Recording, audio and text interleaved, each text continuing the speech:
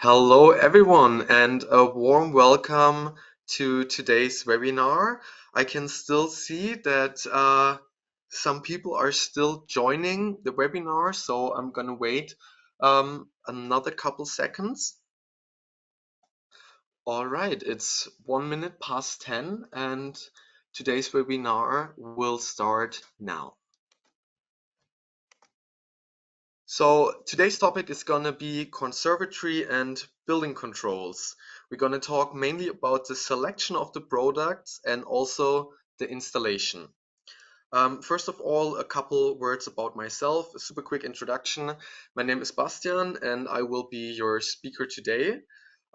If you have any questions regarding the slides, feel free to ask them over the course of the webinar.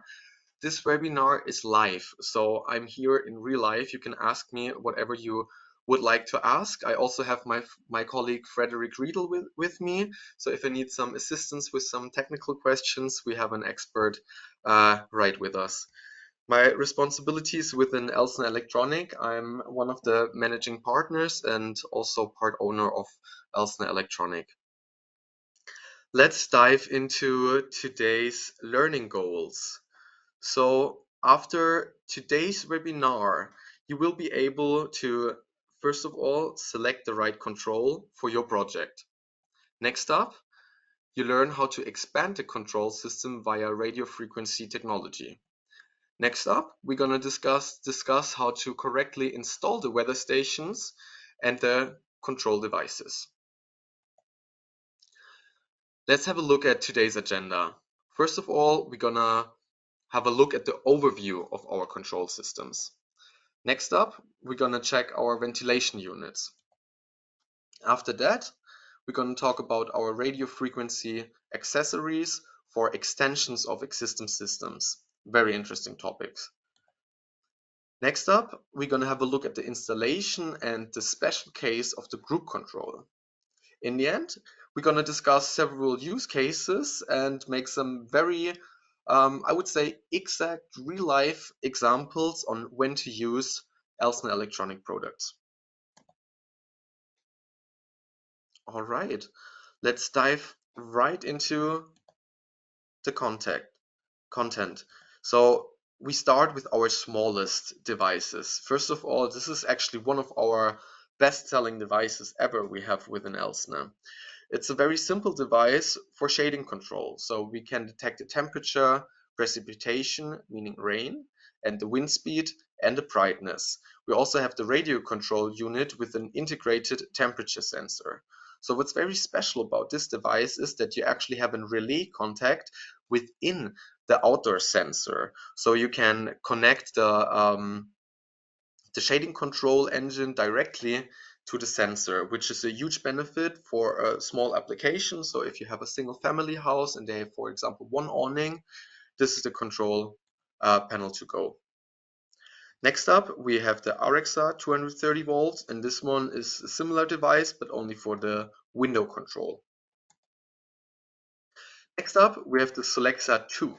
We can control one window or one shading controlled wired, and we can also add to the system up to 16 radio actuators and up to 32 Elsner radio frequency operating devices or sensors. We also have the integration in the Wi-Fi for the app use of the Selexa 2. We have an interface for the Selexa for that. So let's talk a bit more about the Selexa 2 and to show you the capabilities. In the first photo of the Selexa 2 control system, you can see the Selexa 2 control system. On the right hand side, we can see the various control options graphically displayed. We can control drives such as windows, blinds, awnings, or shutters. The system can be extended using the wireless adapters shown. Our program includes wireless adapters for lighting, heating, and drivers. We will take a closer look at the wireless extensions in Chapter 3. On the left-hand side, we can see the Selexa W interface, which is the interface we can use to control the Selexa via Wi-Fi or the smartphone. The Remo Pro can be seen at the bottom left. This is a remote control and it can be used to operate all drives or lights manually. I think up to 30 channels as well. On the right hand side, we can see the Solexa and Arexa, which can only control a motor directly. It is not possible to expand the system. And this is the most noticeable difference between the Solexa 2 and the Solexa/Arexa 230 volt. So if you need a system that is possible to be extended over time, go for the Solexa 2. If you have a very basic application that will remain as it is and you only need to control one engine, go for the Solexa 230 volt. Next up, I want to give you a brief overview over the app we have with the Solexa 2 application. So in the screenshots you can see, for example, the different drives that we implemented. You can name them in the application, so you can call them blind or you can call them blind kitchen, whatever you like. You also have different icons for the different use cases that you have activated. It's up to you if you implement a blind control or the window control or just one of those. And depending on what you have activated, you can add it to the application or get rid of it.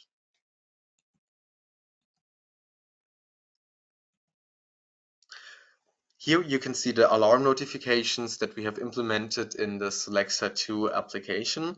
So we have the wind alarm and, for example, the rain alarm. This is very important because, for example, if you have an awning that is made out of fabric, usually you don't want it to get wet in the rain, because if you roll it in after it's wet, it can mold and can damage the fabric. Fabric is quite expensive to replace.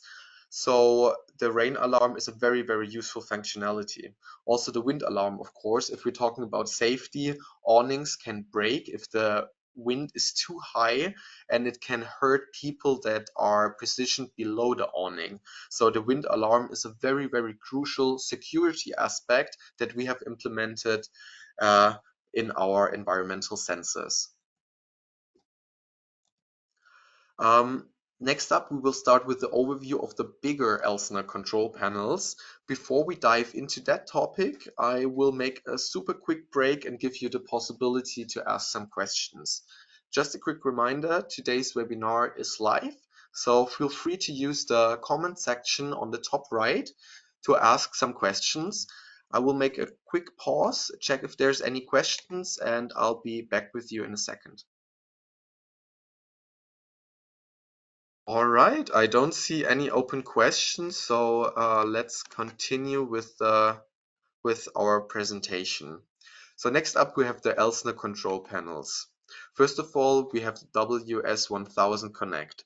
We have an internet access, we have a mobile app integration, we have scenes and group functionality, and we can set up different move commands.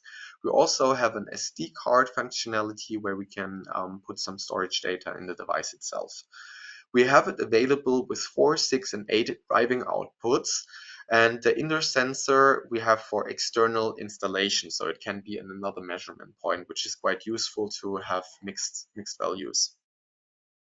I mentioned that it's available in 6, 8, and 10 drives, so this is quite special because we actually have the relays implemented on the PCBs. So with a system like this, no other actuators are needed except if you want to increase the system's capabilities by using some radio frequency devices on top.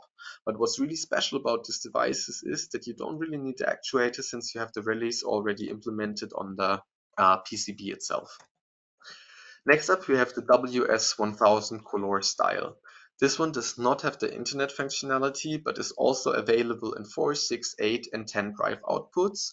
We also have implemented 4 multifunctional outputs and 4 multifunctional inputs. Once again, the indoor sensor is also available for external installation.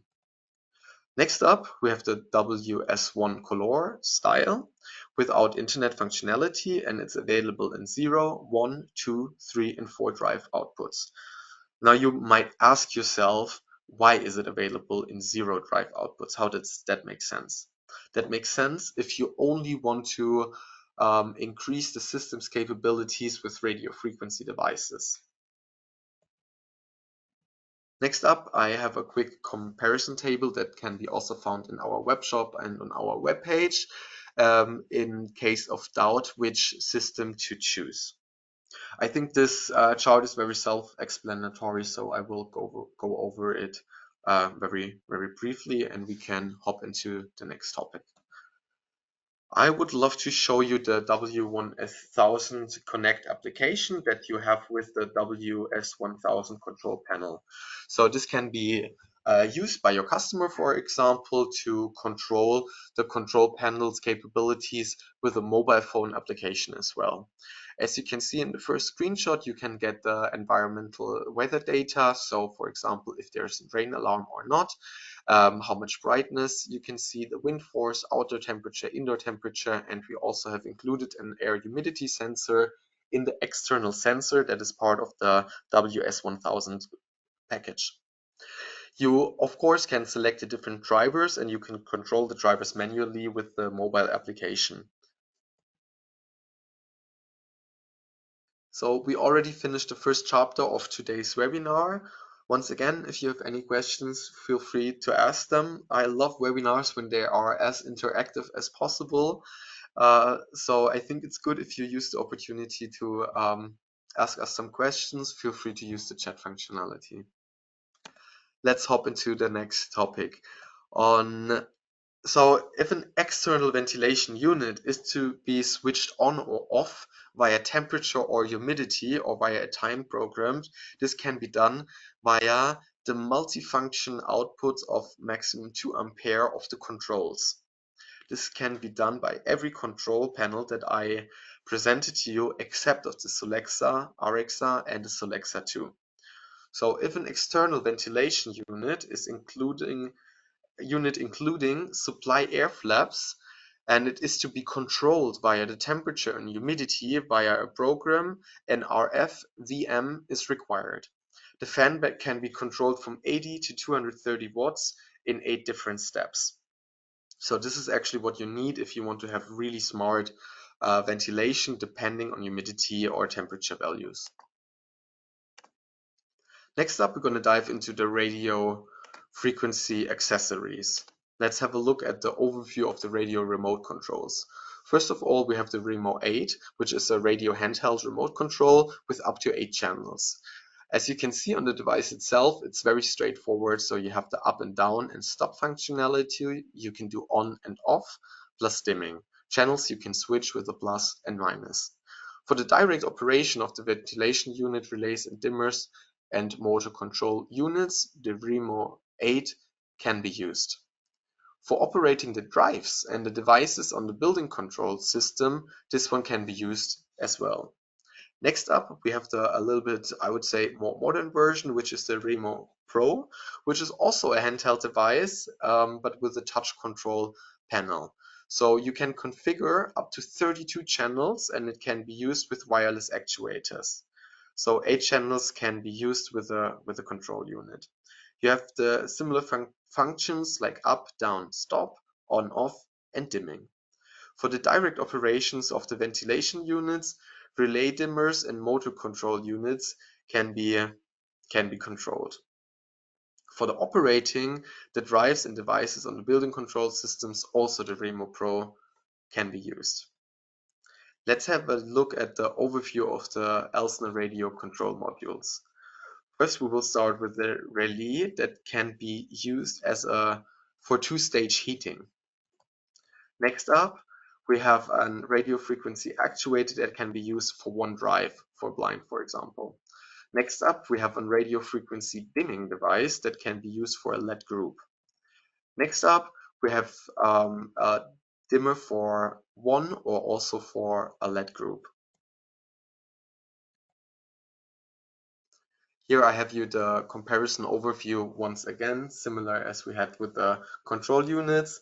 This overview you can also find on our webpage in our web shop. It's pretty straightforward, so I won't go over this in details.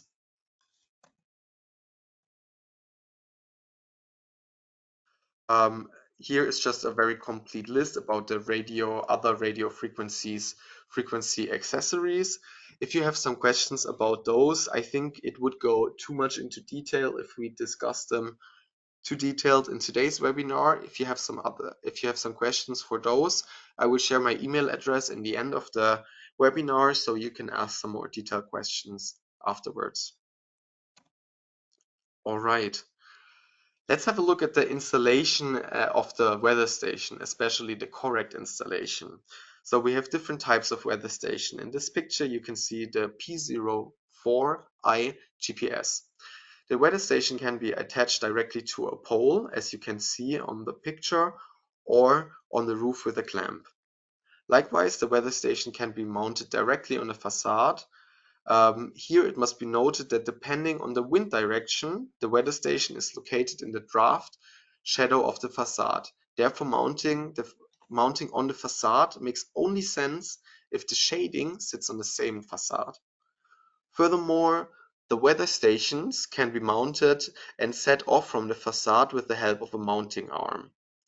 I will show you that in here. You can see the mounting arm. In the front of the weather station, you can see the wind sensor, which always must be orientated towards the south. In addition, a free space of at least 60 centimeters must be maintained below the weather station. The cable of the weather station should be routed in a bend so that the water can be dripped off. You can see that pretty good in the picture that is displayed. Next up, we're going to discuss about the mounting of the Solexa and Arexa environmental sensor. So it is important to know the direction of the sensor. So the alignment of the direction of the driving of the shading is very important to keep in mind, as displayed here. Also, around the weather station, there should be a free room of at least 60 centimeters. This is very counterintuitive because usually you think electrical equipment should be secured, should be safe from environmental factors like rain, dust, snow, cold, and heat. With a weather station, of course, it's very different. They are designed to be out in the rain and snow and dust and heat for a very, very long time. And the measurement can only work very well if you have that exposure to environmental factors. If you hide it under the roof, you don't have that factors. I put a lot of emphasis on that because we're going to do a very quick exercise in a minute or so where this information will come in very handy. Let's have a look at the mounting of the Solexa 2. It's actually the similar sensor, so the same rules apply. Keep in mind, 60% space needs to be around the environmental sensor, and the orientation needs to be to the south as displayed here. As announced, we will do a very short practical exercise. My colleague Frederick will start a survey in around about 15 seconds, so you can have a look at the picture and have a guess which one of the weather station is installed correctly. We will start the survey now. Thanks everyone for taking part in the quick survey. So some of you got it right. To give you the correct answer is number 3. As you can see on the picture, one of the most important aspects where I put a lot of emphasis on it is that you can see a space of 60 centimeters around the devices. In picture 1, you can see the space below the sensor is definitely not 60 centimeters, and you can also see the orientation on picture 2 is not correct either, and also the roof is on top of the weather station. So on picture 3, you can actually see that the roof is not covering the sensor, and you have the free space of 60 centimeters all around the sensor, meaning number 3 is installed correctly. Congratulations to everyone who got it right.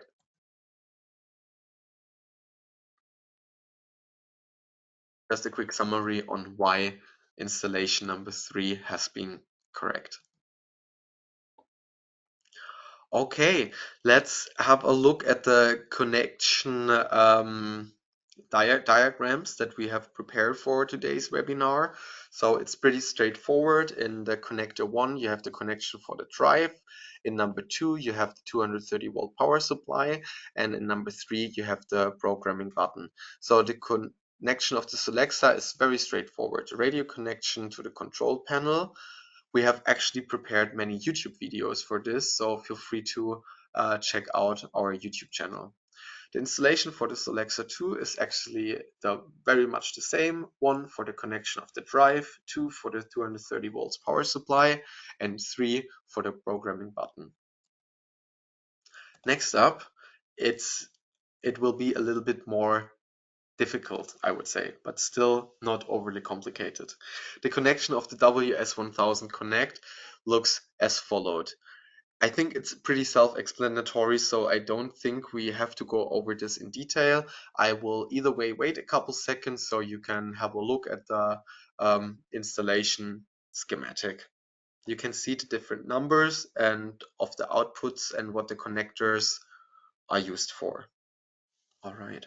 I will hop into the next one. Once again, we'll wait a couple seconds. If you have questions for the installation schematic, feel free to shoot a question.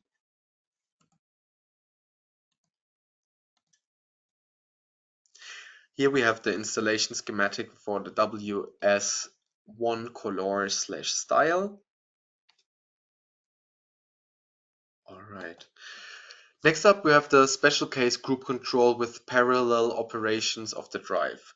With the group control relay GS2 DST, two drives can be operated in parallel mode, for example for shading or even for windows.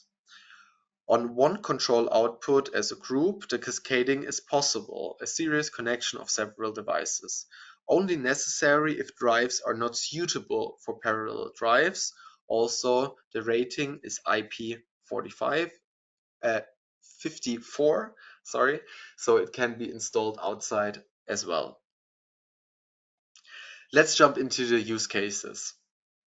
In the previous section, we have looked at the installation and the connection options of the controls. Now we will come to some practical exercises. We have created a few examples of exercises for the selection of different control systems. And I would like to go through some of them with you in the following.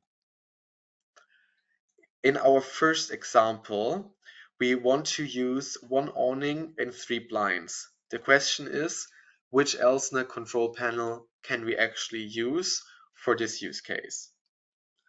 Very simple answer, we can use one WS style with 4 drive outputs because we need 3 for the blinds and 1 for the awning. Once again, we have our different control panels with different drive outputs, so you can adjust the system and also readjust the price according to the capabilities of the system. We have another solution variant, so you could do the same use case with the Solexa 2 and 3 RF MSG, so with our radio frequency motor control devices. Let's move on to the next example. Very simple. We have one awning that we would like to control. What kind of solution can we use? We can go ahead with the Solexa 230 volt as a very cost-effective solution. Alternatively, we can also go with the Solexa 2 set, just in case the user might want to increase the system's capabilities in the future. He can't extend the Solexa 230 volt, but he can extend the Solexa 2 set.